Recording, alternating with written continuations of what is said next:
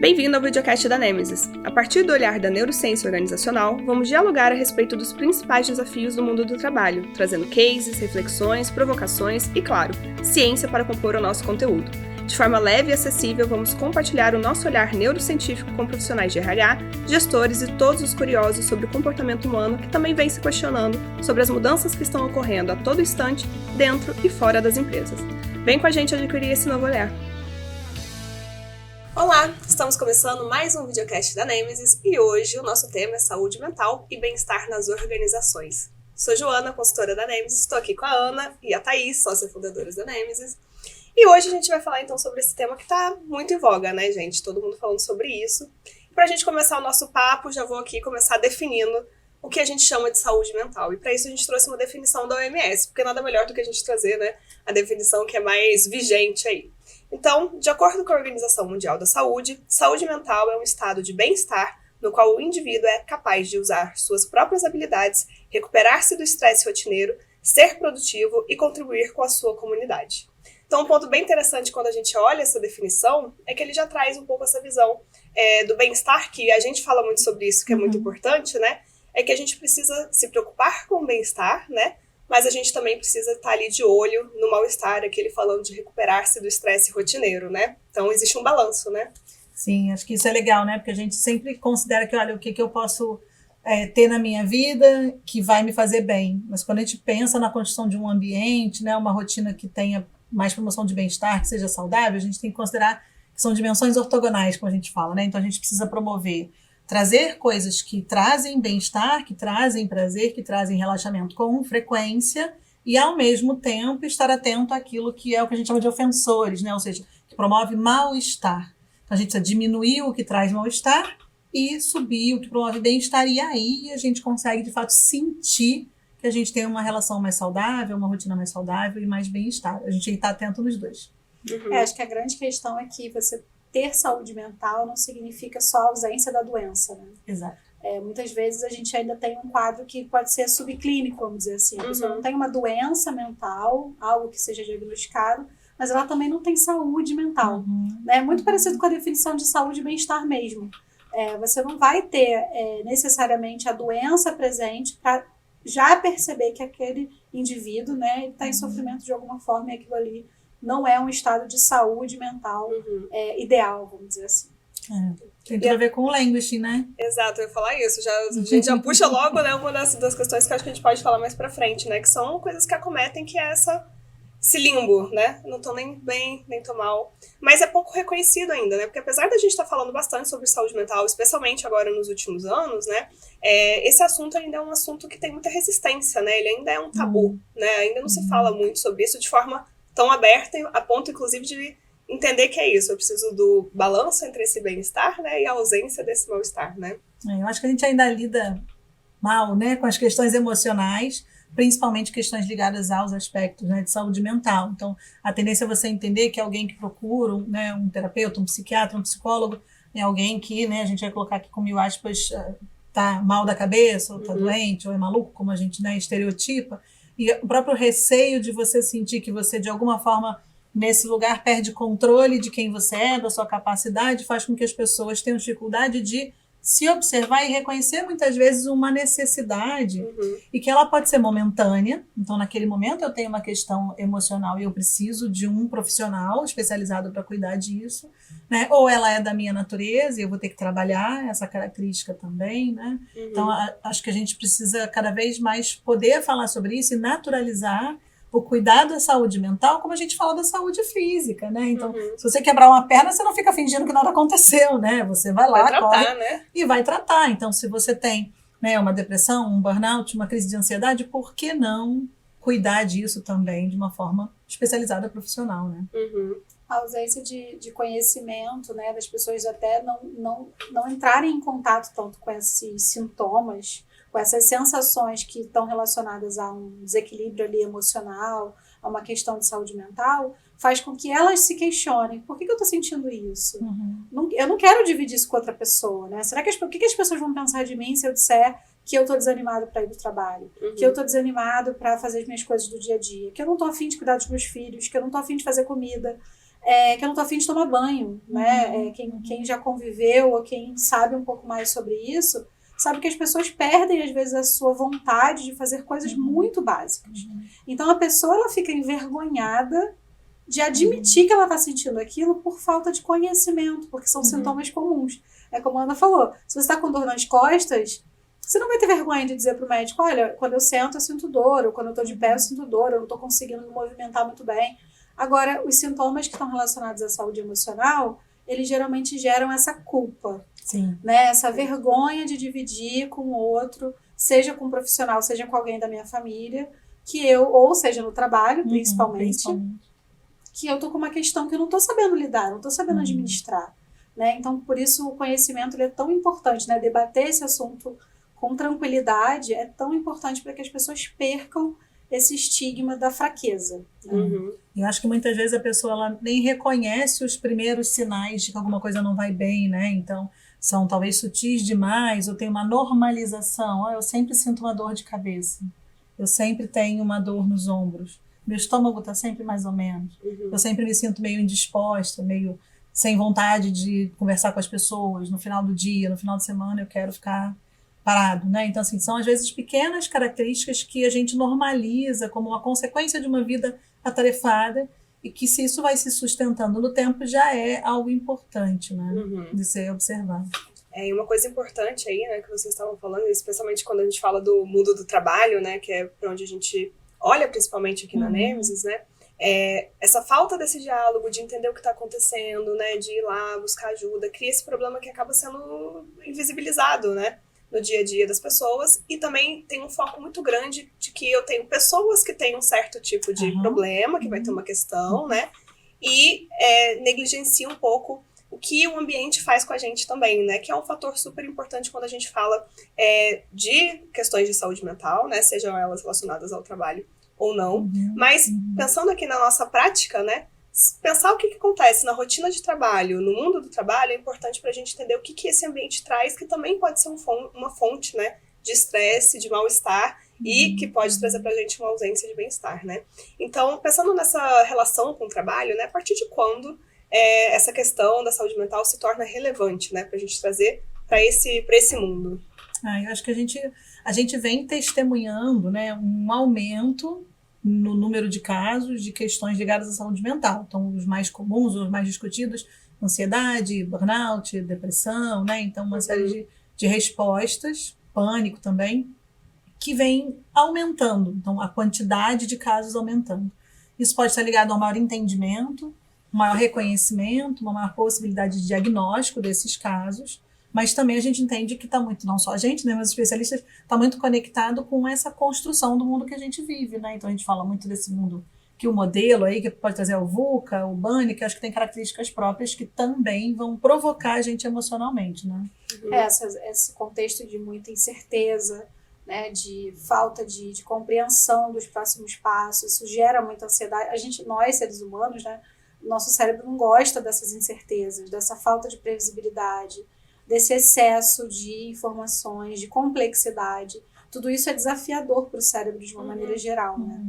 Então, são ingredientes que contribuem para um maior desconforto emocional, né? Eu nunca estou me sentindo 100%, eu nunca estou me sentindo bem. É aquilo, né? Eu posso até não ter um diagnóstico de um transtorno, mas bem-estar emocional eu não tenho, né? Saúde emocional nem sempre eu tenho ali presente, por conta dessas características que são naturalmente desafiadoras.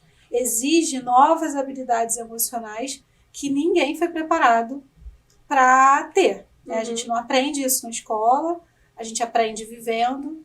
Muitas vezes as questões emocionais, né, se a gente for pensar nos antepassados, nossos avós, nossos pais, se discutia muito pouco sobre isso, né? Se falava muito pouco sobre essas questões, se conhecia muito pouco. Então, é um desafio para as novas gerações começar desde cedo a trabalhar aspectos emocionais que estão sendo muito demandados no presente. E aí, na perspectiva da organização, aquilo que você comentou, né? Enquanto tradicionalmente, culturalmente, a gente está olhando para o indivíduo e entendendo, mas essa pessoa tem uma característica, tem uma fragilidade, tem um traço qualquer, né, ou tem uma condição em casa da vida pessoal que predispõe a uma resposta, né, quase como se fosse uma fragilidade dessa pessoa, e aí ela desencadeia esse processo, a gente não está vendo essa mudança do mundo e a conexão dela com o impacto sobre a saúde mental. E aí, em termos de estratégia, quanto mais as organizações, a liderança, as áreas de pessoas entendem a relação dessas mudanças no mundo, na sociedade, as novas pressões e as respostas emocionais padrões, assim, que a gente encontra em todas as pessoas, quanto mais se conhece e se entende, mais se antecipa um fenômeno e mais se mexe na cultura, na organização, que eu acho que é um ponto que fica um pouco nessa justificativa do indivíduo, criando um ponto cego para essa organização. E nos ajuda a organização a tentar prevenir esses impactos, né, que esse mundo vai trazendo para o indivíduo que está dentro das empresas, né? Então, só para a gente também ter aqui uma... a gente fala hoje muito sobre saúde mental e nos últimos anos, especialmente por causa da pandemia, isso ganhou uma atração muito grande. Mas lá em 2019, o Fórum Econômico Mundial já tinha falado que a ansiedade e doenças emocionais, né, era um fator de risco para a economia global. Então, já havia um alerta muito antes de tudo isso que aconteceu e que trouxe realmente um impacto ainda maior para isso, né? E aí, essa questão desse modelo, entender esse modelo, essas pressões, né, que um mundo mais estável, mais complexo, mais dinâmico vai trazer esses impactos, é super importante. Aí, Thaís, você estava falando, né? Olha, o nosso cérebro ele não gosta dessa instabilidade, ele não gosta dessa falta aí de entender o que está acontecendo, né? O que acontece no cérebro das pessoas quando a gente está dentro desse contexto, desse mundo tão dinâmico e tão imprevisível que a gente vive hoje. Nos nossos workshops a gente tem um esquema que é bem ilustrativo sobre isso, né? Todo esse contexto que pode ser amenizado ou potencializado pelo ambiente de trabalho, né? A empresa ela pode ter ferramentas, como a Ana estava falando, para mitigar um pouco algo que faz parte do contexto de mundo que a gente vive, né? Não está no nosso controle mudar totalmente, mas a gente pode criar microambientes que ajudem a diminuir os efeitos negativos disso, né? Mas todo esse contexto faz a gente entrar no modo que é o nosso modo de defesa, né? O nosso cérebro ele fica ativado no modo de defesa, onde vários circuitos que estão relacionados com a nossa resposta de luta e fuga, com a nossa resposta de sobrevivência, ficam mais aflorados. Né? Se a gente for fazer uma comparação, lá na selva, se a gente está precisando lutar pela nossa vida, a gente vai ativar esses circuitos. É como se a gente estivesse numa selva aqui. Né? Mal comparando, é claro que existe uma regulação, existe toda a complexidade do cérebro humano que consegue ajustar certas coisas, mas é como se a gente estivesse o tempo todo com um nível default de ativação desse sistema defensivo, que acaba nos colocando numa situação de estresse muito grande. E esse estresse prolongado é o que vai muitas vezes gerar essa resposta, né, não saudável, não adaptativa, vamos dizer assim, de desenvolver doenças mentais. E eu acho que é legal, assim, né, trazer uma imagem do que a Thaís está falando, né, essa ativação, a gente acha que as pessoas imaginam que no cérebro como uma luz, um interruptor que você liga e desliga. Liga, desliga. Então saiu correndo, lutando pela vida ou desliga. Mas na verdade é como um dimmer, né? E aí quando a gente tem um contexto que você tem uma certa insegurança, uma certa tensão, um certo receio de que algo possa vir a acontecer, e essa é uma característica muito humana, né? A resposta ao estresse para os humanos tem uma construção que é psicológica, ou seja, ainda que eu não tenha um perigo real, o medo de que algo venha a acontecer, que é a ansiedade, vai gerar essa resposta. E aí eu tenho um pouquinho mais de cortisol, um pouquinho mais de adrenalina, uma frequência cardíaca sempre um pouco alterada, uma respiração sempre um pouco alterada. Só que imagina isso o tempo todo. A gente sempre fala do maratonista, né? Correr um tempo e parar, ok, recuperou. Mas correr o tempo todo, então você sempre ter esse sistema que é o seu corpo um pouco ativado, um pouco empurrado para um lado, que é essa resposta da defesa, vai gerando um consumo, um gasto. Então, a gente sempre vai olhar para a resposta ao estresse como algo que é contínuo, né? Como o dimmer. Se aquilo está sempre em contato, você começa a ter um desgaste desse organismo. Ele é feito para você reagir e recuperar. Mas se você está constantemente reagindo ou ligou o botão e está ali direto, isso agora vai gerar um peso que vai ter uma consequência que ela é física, seja num desfecho, né, aí mais ligado à saúde mental ou realmente um ou outro comprometimento diretamente aí na saúde física. E é por isso que o impacto do ambiente é tão importante da gente entender também, né, porque ele que está também trazendo essa pressão a mais, né, não é só um fator individual, um fator, né, eu tenho uma questão e eu tenho uma ansiedade já, mas eu também tenho um fator ambiental, né, aí que é que impacta realmente de uma forma muito relevante nessas respostas. Acho que é super importante a gente ponderar essa questão do indivíduo, né? Porque é comum as pessoas entenderem, então, que isso você não conseguiu lidar bem com o estresse. Até a própria definição, ela dá um pouco essa brecha, né? Quando você vê que o indivíduo ele não está lidando bem com... Mas o indivíduo não está conseguindo administrar os seus recursos, não está conseguindo recuperar do estresse rotineiro. Mas por que será que ele não está conseguindo recuperar? Né? É só uma questão genética? Sim. Né? Voltamos lá para o momento onde tudo era o DNA, né? Tudo está escrito no seu genoma, e é por isso que você desenvolve certas doenças. A gente já sabe que isso não é verdade.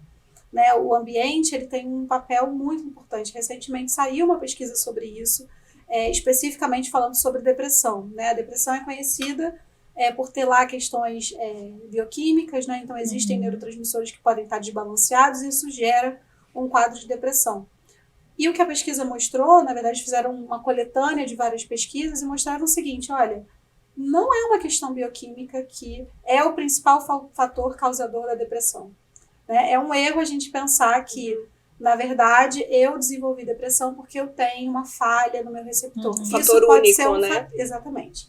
Não é um fator único. Eu posso ter um fator de predisposição, mas o que vai deflagrar o desenvolvimento completo de um quadro patológico, né, de um diagnóstico, muitas vezes, né, o que a pesquisa mostrou é que o ambiente tem um impacto muito maior. E por isso que é tão importante a gente entender o que está acontecendo dentro das empresas que está potencializando, porque quando você pega um grupo de pessoas que trabalham no mesmo lugar e tem várias pessoas sendo afastadas por questões de saúde mental, qual a probabilidade dessas pessoas terem problemas genéticos? Todas.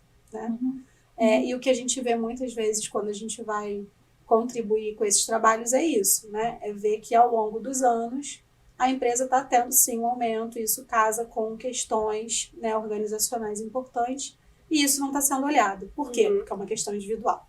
Sim, e até mesmo a organização dentro de um cenário maior, né? Porque a gente teve aí a pandemia, né, da Covid-19. Então, a partir de 2020, a gente teve um aumento, uma onda grande, né, de doenças relacionadas aí à saúde mental. E a gente teve também dentro das organizações, né, as pessoas atentas, porque tinham muitas pessoas sendo afastadas e precisando de atendimento, né, e precisando olhar para isso. Porque a própria pandemia mostrou essa influência do ambiente de uma forma muito prática, né? Porque de repente tudo parou, não temos mais certeza de nada, não sabemos como vai ser o futuro, isso trouxe uma carga de estresse muito grande, né? A pandemia ela tem muitos elementos estressores, né? Então a gente tem diretamente uma ameaça de vida, né? Então principalmente no início, antes das vacinas, antes da gente conhecer um pouco mais sobre esse vírus. Isso traz uma insegurança muito grande, está diretamente ligado a risco de vida, que eu acho que talvez seja o que a gente vai ter mais concordância aqui. Sobrevivência, né? Sobrevivência, é para isso que o sistema de defesa existe, né? Mas além disso, a gente tem essa perda da visão de futuro. Então, o que acontece a partir de agora? O que acontece na minha carreira? O que acontece com o meu desenvolvimento? O que acontece com a minha família? O que acontece com meus filhos? Então, a gente perde, como a Thaís comentou, a gente precisa um pouco dessa previsibilidade, isso é muito importante para a gente. Não é rigidez, mas é previsibilidade, né? A gente tem a obrigatoriedade do isolamento social no início, do distanciamento, e para nós isso é um elemento regulador, né? Então o suporte social é muito eficiente para reduzir a resposta ao estresse. Aqui a gente perde tudo isso, e acho que tem várias outras características que a gente pode complementar, mas que vão se acumulando, né? E que aí vão empurrando todo mundo para aquele lado que a gente estava falando, olha, cada vez mais tensionado, mais aceso, né? Aquele dimmer ali, né? Acho que a pandemia foi um exemplo muito, muito claro disso que a gente está falando, né? O quanto que o contexto pode desencadear e desencadeou, infelizmente, né? Uma série de quadros de transtorno mental. Mas, além da questão do isolamento ser um importante regulador positivo, né? Então as relações sociais ajudam a gente a equilibrar os níveis de estresse, o isolamento por si só também é um fenômeno muito forte de perda de qualidade de vida, né? Então, todo aquele período realmente de quarentena, em lugares onde isso foi mais forte do que outros, pessoas que ficavam sozinhas, de fato, né? Então, a gente convivendo com pessoas em diferentes empresas, tinham pessoas que a família morava longe e morava completamente sozinha. Então, além de não poder estar com a família que está distante, essas pessoas perderam também o contato humano no trabalho, porque agora elas estão trabalhando remotamente. Então, foram diversas condições, né, que tornaram isso difícil, além do fato de a gente claramente percebeu uma dificuldade de gestão de tempo. Assim, né? As pessoas tiveram que acumular, de fato, o cuidado, muitas vezes, com família, né, seja com filhos, seja com pessoas idosas, ou alguma pessoa familiares, né, que dependiam de ajuda e que, de repente, não tinham mais apoio, né, rede de apoio. Então, essas pessoas tinham que trabalhar, tinham que ser a própria rede de apoio, tinham que fazer todas as atividades de casa durante um período muito longo. Né? Para algumas pessoas isso foi mais intenso do que para outras, mas o fato é que essa dificuldade de gerir as diferentes faces ali da vida também trouxe uma sobrecarga muito grande. Né? E também uma dificuldade aí de manter o equilíbrio, né? E criar limites saudáveis entre o seu trabalho, a sua vida pessoal, que agora tá tudo no mesmo lugar, né? A gente já falou isso no podcast, no videocast, né, anterior, da importância da gente ter esse equilíbrio entre vida pessoal e profissional. E isso se perdeu também na pandemia, trazendo uma outra carga de estresse, né? Assim, falta desse limite total, né? Com certeza, e é isso, né? Aprendeu, né? Já tinha que dirigir e não sabia dirigir, né? Então, acho que é um pouco o que vocês estão falando. Teve uma sobreposição dos mundos, uma perda de rede de apoio e uma inabilidade de gerir tudo isso, né? Então, como é que eu vou ser ao mesmo tempo profissional, mãe, né? Cuidar da casa e ao mesmo tempo me preocupando com todas as incertezas. Então, acho que isso gerou uma pressão muito grande. Quando começou a pandemia, já havia uma expectativa desse aumento das questões de saúde mental, né? O retorno para o trabalho presencial, por si só, também representou desafios. Gerou muito estresse, gerou muita ansiedade. Então, assim, a gente está falando de uma segunda onda que vem agora e de fenômenos que muitas vezes ainda são invisíveis, né? E eu acho que isso é muito preocupante, né? Porque a gente tem de pronto, agora a maioria está se vacinando ou já está vacinado e está tudo bem, é só voltar. E não é só voltar porque a gente não consegue só desfazer tudo que a gente viveu. E eu acho que tem uma mudança muito grande na nossa expectativa, da nossa relação com o trabalho também, né? O que eu quero nessa relação com o trabalho, como vai ser esse meu trabalho, quem eu sou agora nesse trabalho, né? Então, acho que são questões que a gente vai ter que também olhar para elas. E o próprio ambiente de trabalho, ele começa a tomar uma outra forma também, porque é isso, a gente passou, teoricamente, né, ali por esse momento, mas a gente segue vivendo crises econômicas, né, então essa pessoa ainda está preocupada da empresa dela, como é que vai sair dessa, né, se vai manter, se ela tem uma segurança ali ou não, né, e as empresas também correndo atrás do tempo ali meio perdido, né, enquanto estava tentando ajustar ao que estava acontecendo, né, e aí quando a gente olha para todo esse cenário, que de novo, já estamos num mundo que ele é incerto, imprevisível, dinâmico demais, mais do que a gente consegue lidar, né? A gente vem numa situação de sobrecarga mental muito grande, né? Sem esses limites. E o trabalho também tendo uma carga ali de sobrecarga muito grande, né? E aí a gente começa a falar de uma outra doença, né? Do burnout, que ganhou muita relevância agora nas últimas discussões aí nos últimos anos, né? O burnout, ele também é uma síndrome, né, relacionada aí à saúde mental, mas a OMS tem uma definição, vou ler aqui também para a gente poder ter em mente, né? É uma síndrome resultante de um estresse crônico no trabalho que não foi administrado com êxito e que se caracteriza por 3 elementos: sensação de esgotamento, cinismo ou sentimentos negativos relacionados ao seu trabalho e eficácia profissional reduzida. Então a gente está falando basicamente de um sentimento que acho que quase todo mundo teve durante a pandemia, né? Se sentir esgotado, não consigo mais fazer nada, né? Tô distante do meu trabalho, até porque eu perco essa conexão que eu tinha, que estavam nas pessoas também, né? E não tô conseguindo produzir o que eu conseguia antes, né? Então a gente teve uma resposta de estresse muito grande, né? Dentro de todas essas questões, né?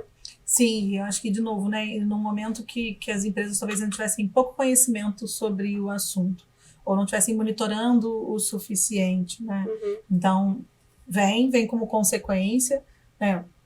Teve uma pressão maior nesse período, e no final você fica assim, bom, agora a gente está vendo que a gente volta e as pessoas estão, que a gente está ouvindo muito falar os clientes dizerem, olha, está tendo afastamento, está tendo instabilidade emocional, então assim, pessoas que estão chorando ou se irritando, então a pessoa ela até está trabalhando, mas você sente que alguma coisa não vai bem, né, baixo controle, né, ali das suas próprias emoções, então são esses rompantes, de fato os afastamentos acontecendo mais, E eu acho que ainda num olhar muito de da onde vem isso, mais ou menos. Então, eu entendo, mas não consigo quantificar, não consigo medir Que na muito rotina que bem. está acontecendo, né? O que na rotina está acontecendo, da onde vem isso, até que ponto é o indivíduo, mas aí quando começa a surgir cada vez mais casos, é quando a gente percebe que as empresas começam a se questionar o que mais elas podem fazer, né, nesse sentido.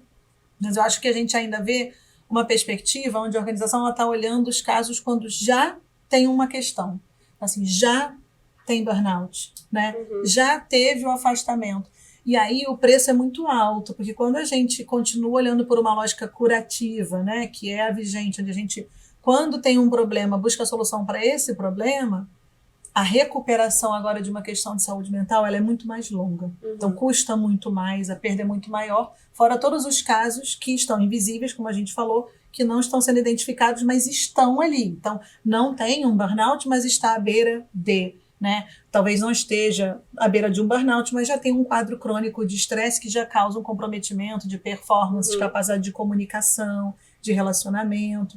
E aí é uma questão que a gente sempre discute, né? O olhar preventivo, ele é necessário porque a gente está falando de um fator que é crônico. Não é uma coisa que de repente a pessoa tem ou não tem. Vai se acumulando e aí deflagra. Mas quando deflagra, talvez seja tarde demais. Né? E se você não está vendo essa onda que está crescendo dentro da empresa, como é que você se prepara se de repente um monte de gente começar a ser afastada? Se de repente a performance começar a cair? O que a gente faz?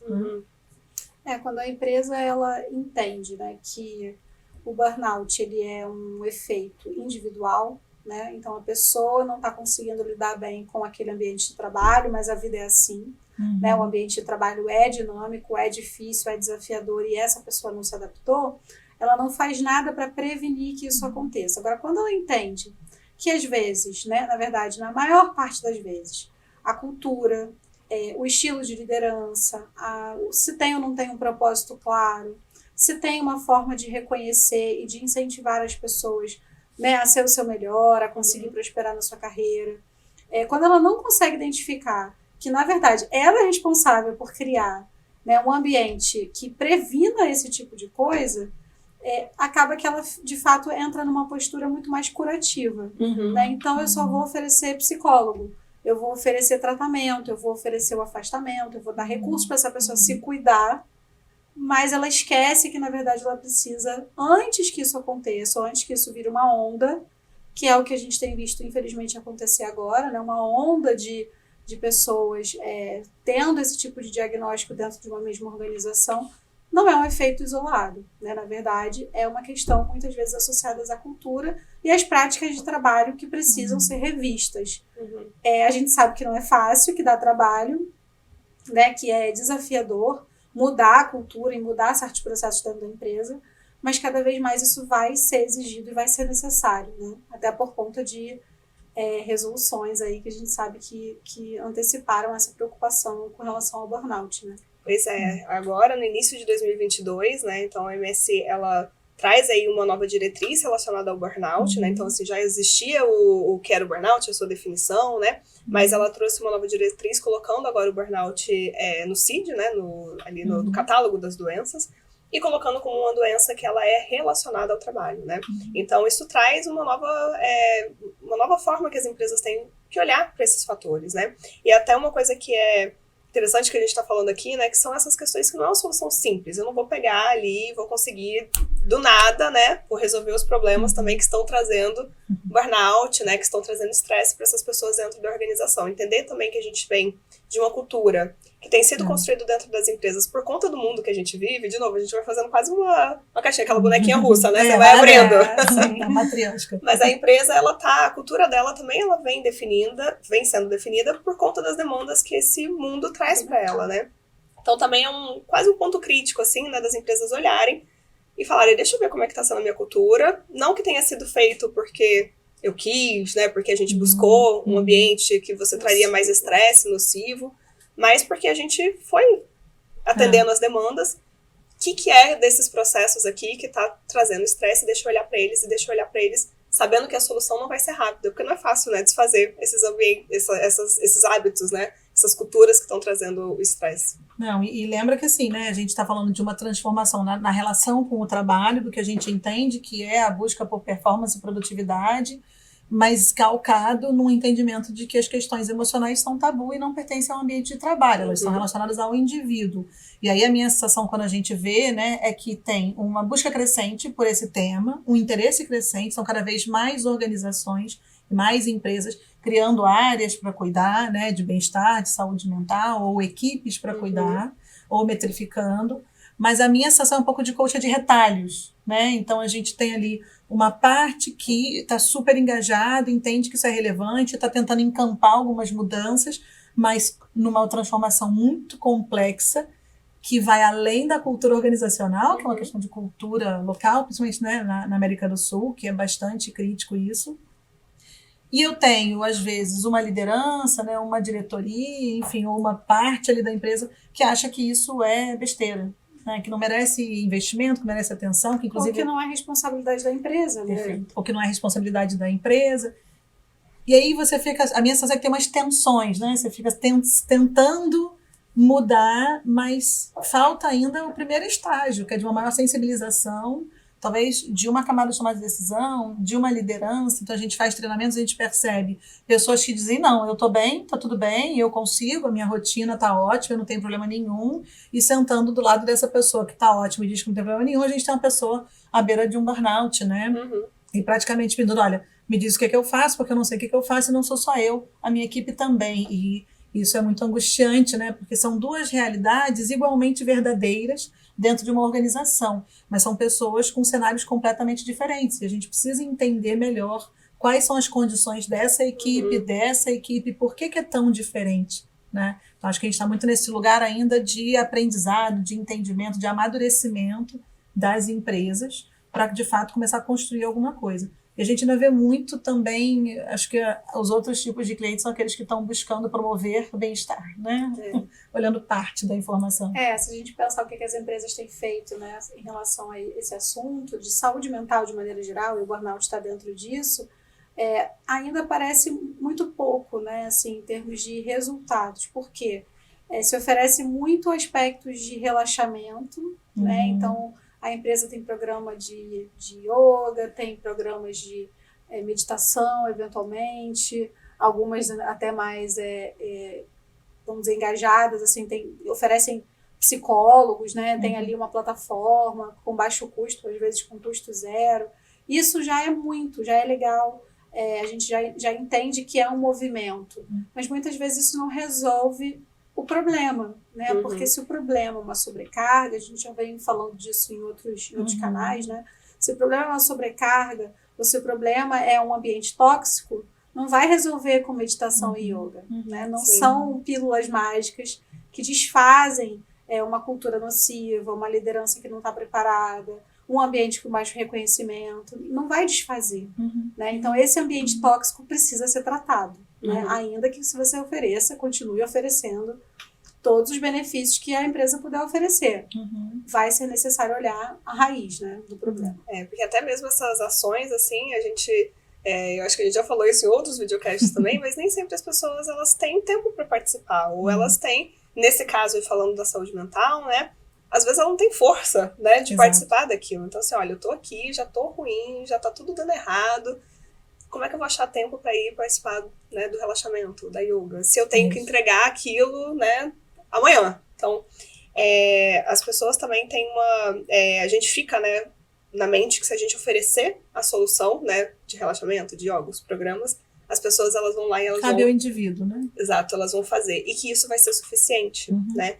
Então, na verdade, o que a gente vê é que essas ações preventivas, elas são o melhor caminho, mas a gente precisa de mais conhecimento, né? Pra gente poder colocar essas ações dentro das organizações, né? E eu acho que mais estratégia, né? Porque assim, me incomoda que também a minha sensação de que elas são coisas um pouco, não sempre, né? Mas um pouco desconectadas, um pouco soltas, um pouco da moda. O que tá na moda? Yoga, e pum, bota yoga todo mundo, né? E é isso, falta entendimento de problema raiz, falta às vezes um comprometimento para uma mudança mais estrutural, ligada à cultura, falta investimento na formação da liderança. Como é que a liderança vai tratar disso? Como é que a liderança vai cuidar da sua própria saúde mental para poder cuidar da saúde mental das suas equipes? Então, acho que é um tema que ele tem uma densidade muito grande, ele é muito impalpável, é muito difícil, é isso, é lutar contra o invisível. E aí é muito difícil você se colocar nesse lugar de quem vai assumir. Então, assim, como é que a gente cuida de saúde mental se a gente não tem preparo para lidar com saúde mental, né? Então, é bem desafiador. Acho que já é bem interessante a gente ver empresas que começam a criar áreas para isso, né? Porque pelo menos você já vê uma certa profissionalização do assunto, né? Porque de fato não é algo simples, não é algo que dá para ser resolvido com uma única solução. Cada empresa vai ter talvez um agente ali que vai deflagrar uma questão de saúde mental no ambiente de trabalho, e para que isso seja feito de uma maneira mais estruturada, eu preciso realmente ter pessoas dedicadas a metrificar, a identificar, a conversar com as pessoas, a propor treinamentos. E uma coisa que a Ana falou que eu acho que é super importante é a questão da liderança, né? Porque os líderes, principalmente nesse período pós-pandemia e durante a pandemia, foram muito exigidos em relação a isso, né? Então são pessoas, só que a gente tem que lembrar, os líderes são pessoas, né, que muitas vezes não têm preparo, na verdade, na maior parte das vezes, não tem preparo nem para lidar com a própria saúde emocional. Porque é a realidade da nossa sociedade, as pessoas não sabem muito sobre isso, né? São exceções, então ele tem que lidar com a dele e a do outro, e muitas vezes são muitas pessoas embaixo que demandam uma energia e um controle emocional que essa pessoa não tem, né? Então é super importante também a empresa capacitar essas pessoas, ajudá-los, né? Dar ferramentas também para que eles possam conseguir gerir o próprio bem-estar, né? E proporcionar também esse cuidado com os outros, né? Muitas vezes acho que a expectativa para essa liderança também, assim, a gente não pode esperar que a liderança seja capaz de atuar como um terapeuta, como um psicólogo, como um psiquiatra. Não é esse o papel da liderança. De jeito nenhum, esse é o papel de um profissional especializado de saúde. Até porque não é nem o nosso, né? Nós somos neurocientistas, nosso lugar aqui é de discussão do fenômeno, da construção do ambiente, das boas práticas, do que regula identificar onde a identificação. Né? Mas o que a gente pode fazer? Eu acho que o conhecimento disponível hoje, ele pode preparar a liderança para observar, para dialogar, e para identificar, primeiro para não, sem querer, né, não intensificar aquilo que prejudica o bem-estar, que prejudica a saúde mental. Porque sem querer você pode acabar colocando a sua equipe numa situação que é mais frágil emocionalmente por desconhecimento. Então, que conhecimento você tem que ter do mundo, da nossa natureza, do que você pode fazer, do que a empresa precisa, como é que você equilibra isso para fazer bem o seu papel de líder. Ainda assim, pode acontecer um caso, uma necessidade, uma situação a quem você pede ajuda. Então, como é que você identifica que agora é um caso, agora é uma situação, agora é um período, quais são os recursos, como é que a empresa te apoia. Então, o líder ele tem que ser capaz de, pelo menos, levantar a mão e falar, olha, gente, eu estou precisando de apoio aqui, nessa situação, nesse caso, né? E aí, sim, você traz os recursos necessários, os profissionais necessários para atuarem de uma maneira mais incisiva. Né? E por isso é tão importante também formar o RH, né, relacionado a isso. Porque por mais que o RH esteja antenado nisso, acompanhando as discussões, né? É mais complexo do que o que a gente geralmente vê, né? Sendo colocado aí. Então, o RH como um ponto estratégico também, né, na gestão das pessoas dentro das organizações, ele também vai ser um ponto de apoio importante para a liderança, né? E importante também para que a gente possa ter mais dados também que corroborem o que está acontecendo ali dentro da organização, né? Muitas vezes também a gente, conversando com as pessoas que estão dentro das organizações, né, o RH, ele tem uma percepção de que está acontecendo alguma coisa, sente que as pessoas estão com algum problema, que eles estão recebendo mais solicitação de ajuda, mas eles não sabem tangibilizar o que está acontecendo para a liderança, para poder também pedir, e a liderança, a autogestão, né, para pedir o recurso necessário para a empresa, né, para os seus colaboradores. Então, a gente tem aqui uma questão muito importante também, que foi o avanço dos diagnósticos, né, que permite que a gente tenha métricas mais eficientes dentro das empresas também, que ajudem o RH, né. Eu acho que é muito importante, porque assim, tem o avanço diagnóstico, tem os instrumentos de diagnóstico, e isso é investido por alguns grupos, mas ele vai trazer para a gente o diagnóstico. E eu acho que outras métricas que a gente traz, inclusive, que outras empresas oferecem, são métricas complementares ao diagnóstico, mas que permitem entender, às vezes, ambiente, os comportamentos, as características do ambiente, as rotinas. E esses elementos juntos podem ajudar a ter uma visão mais estratégica. Qual é a natureza desse ambiente? Quais são as características que tem aqui? O que é o ofensor principal? Tem uma sobrecarga? Tem uma má gestão de processos? Tem um problema de comunicação? O que exatamente tem que ser trabalhado e como? para, de fato, equilibrar esse ambiente para que ele tenha mais saúde, enfim, mais bem-estar. Então, é um olhar que a gente fala que é estratégico, porque ele permite você antecipar o problema e ir tirando os pontos de tensão com o tempo que você tem, porque é uma coisa que demora, passa por mudanças de hábito, comportamento, às vezes mudança de processo. Então, para isso tem que ter tempo. Quanto antes você identifica as fragilidades da sua estrutura organizacional, da dinâmica da sua equipe, mais tempo você tem para manter esse ambiente o mais produtivo, saudável possível, né? E isso é complementar a um processo de diagnóstico. Mas quanto mais informação se tem, melhor é a sua tomada de decisão. Por isso que eu acho que passa por uma desmistificação do tema, por um acesso a boas métricas e um uso inteligente dessas informações. Porque, de novo, né, se você foca em ter diagnóstico, você já está olhando as pessoas que problema, já estão né? doentes. Exato. Então, é preciso metrificar antes, né? Quais são os fatores que deflagram o burnout? Isso é conhecido, né? Quais são os fatores que deflagram uma resposta de estresse não saudável dentro de uma empresa? Isso é conhecido também. Né? Acho que quando a gente começou a Nemes, a gente se surpreendeu um pouco com quantas empresas não tinham métricas sobre isso. É um assunto tão importante, né? O estresse ele impacta tantos eventos dentro de uma organização que deveria ser uma métrica bastante acompanhada, comum. E o que a gente vê é que, assim, não tem métrica. Ou as métricas são falhas, né? E muitas vezes de péssima qualidade em termos de tomada de decisão. Eu tenho uma informação, mas ela me diz muito pouco. E com aquilo eu não consigo dizer se eu tenho que investir mais aqui ou mais ali. E isso deixa a empresa completamente de mãos atadas, né?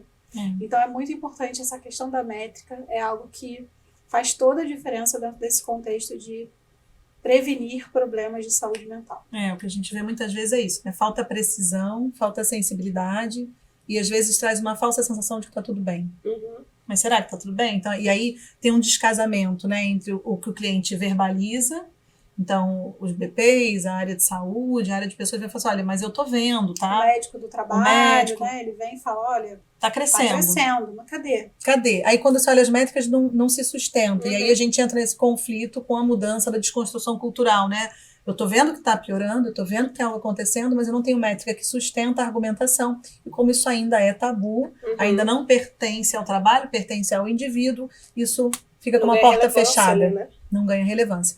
E aí a gente fica vendo esse jogo ali quase de xadrez e muitas vezes o nosso papel é um papel consultivo para estruturar essa argumentação, para ajudar esse cliente a entender o fenômeno, identificar, criar quase que uma tese, né? O que é a resposta ao estresse, qual que é o peso emocional, da onde vem, quais são os elementos, cadê, aonde você devia olhar, o que você não está conseguindo enxergar. Então, muitas vezes, o papel de um consultor é ajudar esse cliente a trabalhar com as informações que ele tem, mas que ele sozinho não está conseguindo olhar, né? Então, a gente sempre fala, o resultado é o que é, ele está ali, o que muda é a nossa capacidade de entender essas informações, né? E essa complexidade do que a gente está falando, porque isso também é um ponto que eu acho super importante da gente salientar, né? Não é uma coisa simples, é uma coisa complexa, né? E aí até a gente estudando e montando, né, os nossos modelos, as nossas pesquisas, a gente tem assim, um modelo de bem-estar que ele é gigantesco, né, de saúde mental. Ele vai falar sobre saúde mental, e vai falar sobre o bem-estar, vai falar sobre o mal-estar, o que são as possibilidades, né? E aí, até voltando no que você tinha falado lá no início, né, Ana? Em 2021, acho que foi 2021, aquela que já está perdida no tempo, né, da pandemia, mas surgiu, inclusive, um novo quadro, que é o Languishing, que a gente ficou obsessivo, entendeu? Para entender o que era o Languishing. Ligeiramente obsessivo para entender o que era o Languishing. Mas era um quadro novo e que tomou uma proporção maior por conta da pandemia, porque as pessoas estavam vivenciando situações que colocaram elas na situação, no estresse que traria o languishing, né? E aí a gente foi ver que, por exemplo, uma das coisas que seria essencial é ter foco. Né? O antídoto seria o foco. Então, quem pensa em falar de atenção, foco, momento, trabalho focado, quando a gente está falando de bem-estar, né? A gente fala sobre outras questões. Mas é importante que a gente entenda que existe essa complexidade, existem outros fatores, né? E é isso que você falou, como é que você vai mapeando, né? O languishing foi exatamente isso, né? Ganha muita relevância na pandemia porque é o que a Thais comentou, né? A perda da experiência de bem-estar, de prazer, um evento comum a todo mundo, né? É um evento que potencializou os quadros desse tipo de fenômeno, né? E como você falou, não estava nem no mal-estar nem no bem-estar. Assim, olha, eu não tenho mal-estar, mas eu também não tenho não bem-estar. Consigo ter bem-estar. Então eu tô no neutro, que também não é bom, né? Que também não é bom, né? E aí essa você viver esse período de perda da capacidade de experienciar bem-estar e prazer como uma predisposição futura, aí sim, quadros mais graves, como depressão. Então, já é um alerta para gente. É o meio do caminho, é o meio talvez, do caminho, né? Se a gente pensar numa escala, aqui está o mal-estar, aqui está o bem-estar, a pessoa já está andando um pouco para cá. Isso, né? já não é bom. Isso já não é bom. Então é uma questão bastante sensível. Você falou uma coisa que me deu vontade de falar um outro tópico, que é essa questão de o que está por trás do bem-estar ou do mal-estar. Né? Então, assim, às vezes a gente está olhando para um problema que é... será que as pessoas estão trabalhando demais? Normalmente, as pessoas associam problemas de burnout e de saúde mental associado ao trabalho com excesso de trabalho. A pessoa trabalha muitas horas, a pessoa não dorme. Claro, isso é um sintoma preocupante. Sim, é um fator. Né? Um fator que a gente já acende uma lanterna de que, olha, tem alguma coisa errada com esse comportamento. Mas muitas vezes não é isso que vai deflagrar o problema. Né? Às vezes, se esse trabalho está com uma qualidade ruim, a pessoa está horas trabalhando porque ela não está conseguindo fazer nada direito.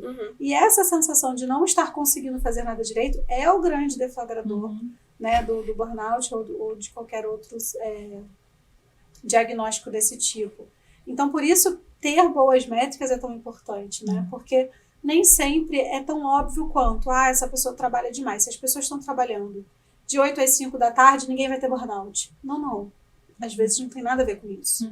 Né? A gente já fez consultoria em empresas que a gente chegou com essa hipótese, né, de que, olha, talvez aqui o problema seja que as pessoas estão trabalhando horas a fio, demais, não tem momento de descanso e tal. Quando a gente foi entrevistar as pessoas e fazer todo o processo de diagnóstico, ninguém tinha problema com isso, todo mundo ia embora na hora. Essas pessoas estavam extremamente frustradas com o trabalho, extremamente desengajadas com o trabalho, né? Não tinham ali uma conexão muito forte com a empresa. Não tinha nenhum problema com a carga horária delas.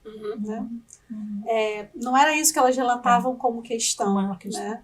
Eram outras questões que estavam envolvidas. Então, isso é bem importante, né? A gente conseguir entender o que está por trás de um fenômeno emocional que não é unifatorial. Né? Você sempre vai olhar, né? Existe um esforço e qual é o retorno desse esforço, né? Então, qual o significado desse investimento, né? Como eu sou reconhecido nisso, né? E todas essas peças vão se somando. E por isso que, quando a gente fala bem-estar, o modelo o modelo teórico ele é gigante, né? Porque a gente vai olhar para reconhecimento, a gente vai olhar para suporte social, a gente vai olhar para emoções positivas, para o propósito. Então, muito aqui tem a ver com motivação, não só, mas muito ligado à motivação, né? E aí a gente vai tentar ir compondo, tem ou não tem, tem ou não tem, tem ou não tem, e o que sobra, o que pressiona negativamente, o que compensa positivamente, e qual que é essa balança, né? Quer dizer, o saldo final, ele é mais positivo ou negativo, né? Então, acho que é sempre esse olhar, e por isso que vale a pena não considerar a saúde mental algo que a gente vai resolver com uma lista de os 10 passos para a felicidade, né? Como a gente brinca. E acho que é uma das coisas que a gente ainda vai ver um reconhecimento por parte das organizações de quantas questões estão em jogo nessa discussão. Né?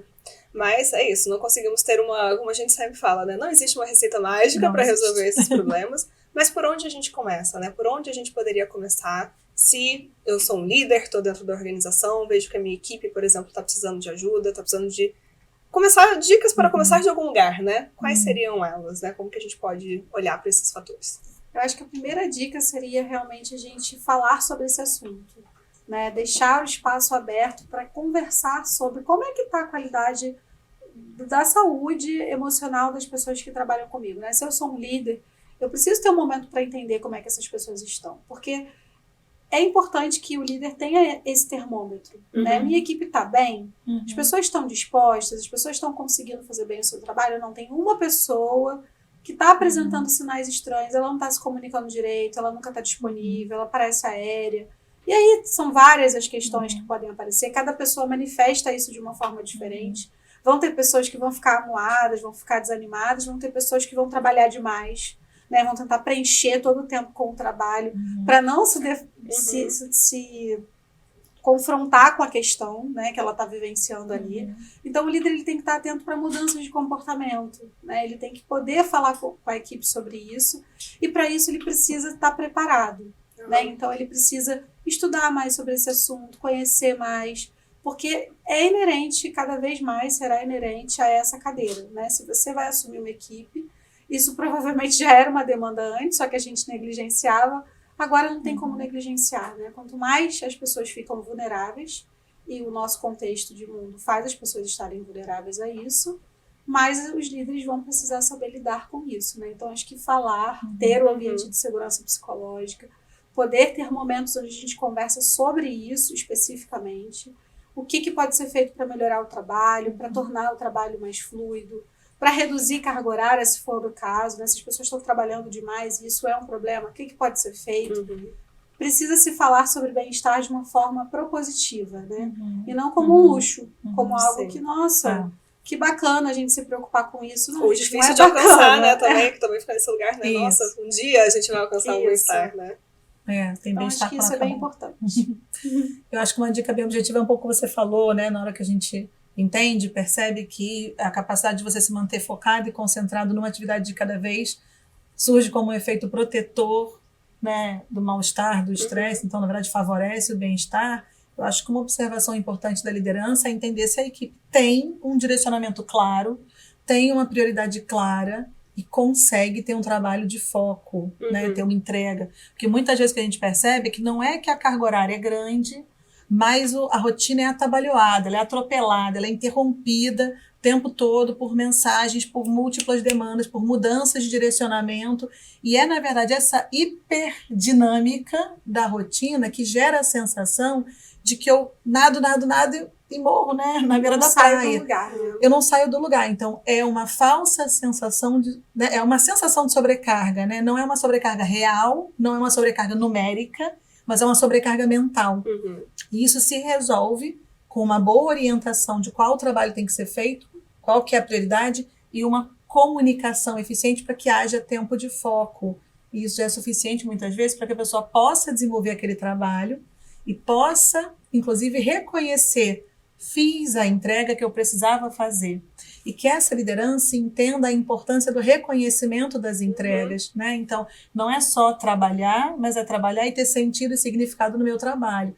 Isso passa, inclusive, pela liderança poder olhar e falar assim: olha, deu, foi bom, não foi, pode melhorar, mas é um pouco esse espaço onde eu tenho um desfecho para aquele esforço e não já, né, o próximo pedido em cima da cabeça um do outro, né? E acho que um ponto também aqui legal, né, da gente falar é, no dia a dia, procurar ter também esses momentos que vão trazer um alívio. Exato, a descompressão daquilo que está acontecendo, né? De escapes, a né? válvula de escape. Porque a gente está nessa correria, a gente está nesse ambiente dinâmico, cada hora chega uma coisa nova pra gente fazer, né? E aí a gente precisa ter um momento onde a gente vai ter essa descompressão, né? Então é importante também ter breaks, né? Fazer coisas no seu dia a dia, não ser rígido também, né? Fazer coisas no seu dia a dia, especialmente quando a gente fala agora de um trabalho que ele também pode ser um trabalho remoto, né? Que as pessoas não têm mais o tempo do cafezinho, né? De conversar com alguém. Então, inserir o break na rotina também é importante, né? Aquela questão da gente se reenergizar, né? É muito importante que as pessoas possam ter momentos para se recuperar daquele estresse do dia a dia, né? Não é essa a definição, né? Conseguir recuperar do estresse rotineiro. Mas como é que eu recupero se nunca não tem pausa? Né? É um a resiliência, ela não vem assim, né? Do nada, né? Então é importante que a rotina, ela tenha válvulas, né? Ela tenha momentos de respiro. Aí entram as práticas que as empresas têm tanto oferecido, né? As que estão mais preocupadas com isso. Uma meditação, um alongamento, né? Uma aula de yoga, enfim, coisas que a empresa possa oferecer que entrem nesses espaços. Às vezes a gente está falando de 10, 15 minutos. Né? A gente não está falando nem de uma aula completa de yoga de 1 hora. Se for, ótimo, né? Perfeito. Mas às vezes a gente está falando de break de 15 minutos que ajudem essas pessoas, né, a ter um momento ali para se conectar com alguma coisa que ela gosta, que alguma coisa que dá prazer para ela e que restaura para que ela possa continuar o trabalho dela de outra forma, né? Essas rotinas que a gente tem visto, infelizmente, né, nas empresas hoje, de ausência completa de intervalos, ela é muito nociva. Né? As pessoas não param nem para almoçar. Então, isso é assim, a gente realmente ultrapassar os nossos limites básicos. A gente precisa parar para comer, né? É meio que básico comer. A gente considera básico. Sobrevivência, né? Então, assim, se as pessoas não estão priorizando nem isso, que é algo extremamente preocupante, faço ideia parar para fazer um break de 15 minutos para fazer uma respiração. Elas não vão priorizar isso, né? Então, a empresa e o líder precisam também dar o exemplo e incentivar que isso seja uma prática respeitada. Isso é legal, né? Porque pode vir por um direcionamento, uma boa prática ou alguma coisa que a própria organização oferece, mas a liderança ela pode trazer isso como prática para a sua própria rotina, né? Então, acho que nos últimos anos, né, quase sempre nas nossas pesquisas a liderança é um grupo com níveis mais altos de estresse. É um dos grupos vulneráveis, né? Um dos grupos que a gente considera sempre grupos vulneráveis. A gente sempre fala da importância de trabalhar essa liderança, de orientar essa liderança, de amparar. Então, aonde a liderança compartilha suas angústias, seus desafios, né? Suas próprias questões, a gente ainda está com muita dificuldade de trabalhar um espaço onde a liderança pode se vulnerabilizar. Então, o que significa uma liderança que tem uma questão de saúde mental, né? Como apoiar, como cuidar, ou que está sendo tensionada de alguma maneira. E se essa liderança, ela se sensibiliza, ela entende, ela adquire conhecimento e ela vai trazendo como prática, ela pode trazer as práticas de relaxamento, mas muitas vezes as pessoas não têm tanta afinidade ou não têm tanto conhecimento, mas ela também pode trazer práticas daquela dimensão do fun, né? Que são as emoções positivas. Então, às vezes, é um momento que a gente vai, conversar um pouco, né? Confraternizar, e não precisa ser no bar, tá, gente? A gente pode jogar, a gente pode cantar, a gente pode falar coisas divertidas, coisas legais que aconteceram. A gente no ambiente remoto tem esse momento também. A gente tem uma salinha nossa de café ali que fica todos os dias, que qualquer coisa a gente fala, gente, vamos ali rapidinho, vamos conversar café. Um pouquinho sobre qualquer coisa. Já é um momento, né?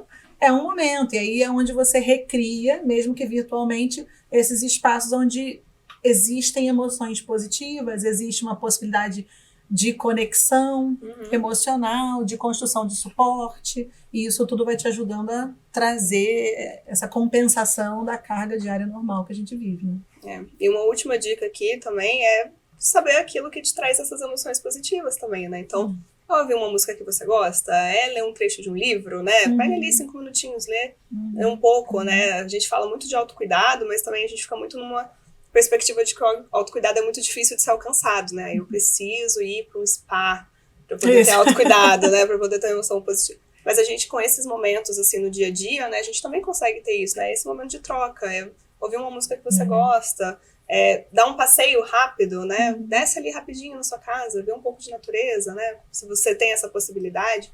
Então, são outras dicas aí que a gente pode deixar, né? Que pode ajudar um pouquinho, né? Acho que tinha em algum momento a gente viu isso, né? Essa coisa de você se dar um presente, né? Todo dia você deveria se dar um presente, assim. O que é esse presente? Não precisa ser algo que você compra, mas algo que você se dá, você merece, alguma coisa que seja boa para você, né? Quanto mais a gente aumenta essas experiências positivas, mais longe do mal-estar a gente está nessa régua que a gente comentou, né? E autocuidado é cuidar de você, né? Eu acho que a gente associa muito autocuidado a uma rotina de cuidados com pele, cabelo, spa. Com a máscara, né? Fazer pepinos. Um banho especial. Autocuidado pode ser, né? Também. Mas autocuidado é cuidar de você. Então, a pergunta principal é o que te traz prazer, de fato? E colocar isso como uma prioridade. Então, me traz prazer ouvir música, então ouvir música. Me traz prazer, sei lá, ver um filme. Me traz prazer dar uma caminhada, ver o céu azul. Então, faça, né? Então, o autocuidado, eu acho que está muito ligado a você priorizar aquilo que é importante para você e considerar isso uma parte da sua rotina, porque você merece, né? Exato. Então é isso, né, gente? Vamos deixar aqui essas dicas, né? Mas, pessoal, fiquem atentos que a gente também vai dar outras dicas aí nas nossas redes sociais, né? No nosso conteúdo do blog. Então, a gente tá sempre falando sobre saúde mental, né? Sim. Tema recorrente aqui pra gente. Então, fiquem de olho aí que a gente vai ter mais novidades também. Então, obrigada, gente. Vamos encerrando por aqui, né? Esse nosso bate-papo. E conta pra gente se vocês estão com algum desafio, né, dentro da empresa relacionado à saúde mental, se você está tentando alguma prática diferente no seu dia a dia, se está dando certo, né? Se você quer mais dicas pra gente poder começar aqui a melhorar um pouco esse cenário, né? Então, para falar com a gente, não se esqueça, é só acionar a gente lá no LinkedIn, procure a gente no Instagram também, nós estamos por lá, vai estar tudo linkado por aqui. E só mandar uma mensagem pra gente também ali no nosso site, a gente tem a nossa caixinha do contato, tá bom? Obrigada e até o próximo videocast. Até a próxima. Tchau, tchau.